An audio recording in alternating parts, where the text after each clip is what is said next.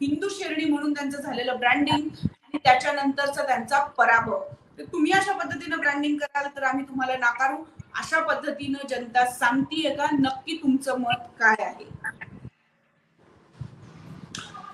एक गोष्ट लक्षात घ्यायला पाहिजे की महाराष्ट्राला फुले शाहू आंबेडकरांची भूमी म्हणून ओळखलं जातं. सगळ्यात जास्त 19व्या शतकामधले जे समाजसुधारक घडलेले होते त्याच्यातले बहुतांश समाजसुधारक जे आहेत ते महाराष्ट्रामध्ये घडलेले आहेत. दुसरी गोष्ट म्हणजे भाजपची विचारधारा ज्या संघापासून बनलेली आहे त्या संघाचं मुख्यालय देखील महाराष्ट्रामध्ये आहे. आणि भाजपचा गेल्या निवडणुकीपासून 2014 पासून ते अगदी 2024 पर्यंत ज्या मुद्द्यांच्या भोवती भाजपनं निवडणूक लढलेली आहे, निवडणुकीमध्ये प्रचार केलेला आहे, ते मुद्दे म्हणजे आत्ताच्या निवडणुकीमध्ये कलम 370 असेल, जिन्होंने राम को लाया है उन्हें आपको लाना पडेगा, हा राम मंदिराच्या बाबतीत केलेला प्रचार असेल, हे सगळे कट्टर हिंदुत्ववादी जे मुद्दे आहेत त्या मुद्द्यांना महाराष्ट्रातल्या सुज्ञ मतदारांनी कचऱ्याची टोपली जी आहे ती दाखवलेली आहे. महाराष्ट्रामध्ये जर तुम्ही बघितलं, जे तुम्ही नवनीत राणांचं नाव घेतलं, जे कट्टर हिंदुत्ववादी चेहरा म्हणून ज्या पुढे आलेल्या होत्या त्यांचा सपशेल पराभव झालेला आहे महाराष्ट्रातले. त्यानंतर भाजपचे प्रमुख नेते असलेले रावसाहेब दानवे आहेत, त्यांचा देखील पराभव झालेला आहे. महाराष्ट्रातल्या जनतेनं हे जे कट्टर हिंदुत्ववादी राजकारण आहे, जे गायपट्ट्यामध्ये केलं जात होतं, गायपट्ट्यामध्ये तर त्या राजकारणाला अपयश मिळालेलंच आहे, परंतु याची मुळं जी आहे ती महाराष्ट्रामध्ये आहे. महाराष्ट्राच्या जनतेनं या भाजपच्या मुद्द्यांना रिस्पॉन्स दिलेला नाही आणि त्यामुळं महाराष्ट्रातलं हे चित्र आहे आणि हे चित्र देशामध्ये पण आपल्याला दिसून येतं. प्रमुख मुद्दा जो निवडणुकीमध्ये राहिलेला आहे, ज्याचं विरोधकांनी पण याचा चांगला फायदा उठवला, तो मुद्दा म्हणजे संविधान बदलाचा मुद्दा.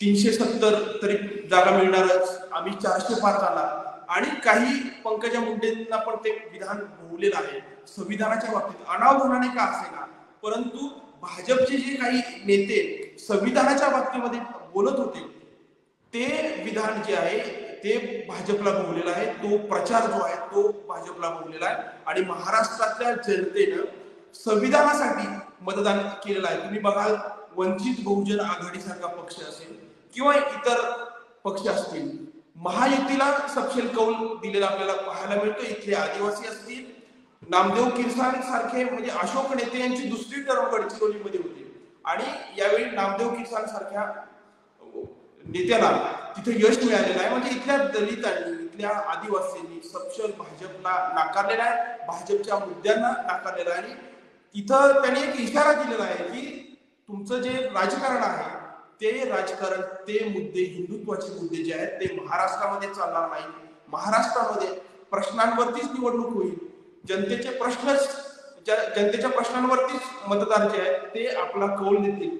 हा एक प्रकारे जो भाजपचा आलेख वरती चाललेला होता त्या आलेखला ब्रेक लावण्याचं प्रमुख काम जे आहे ते महाराष्ट्राने केलेलं आहे आणि देशामधली जी स्थिती आहे त्या स्थितीच्या विषयी जी मुख्य प्रेरणा जी आहे ती प्रेरणा महाराष्ट्रातून घेण्यात आलेली आहे.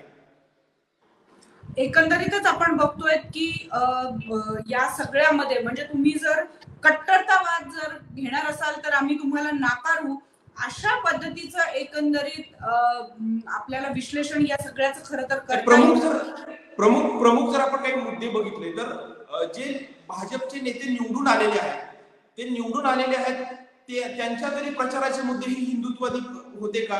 कलम 370 नितीन गडकरींसारखा संघ मुख्यालयाच्या ठिकाणी असलेल्या मतदारसंघातील नितीन गडकरी जे निवडून आले त्यांच्या प्रचाराचे मुद्दे तरी कलम 370 राम मंदिर हे होते का?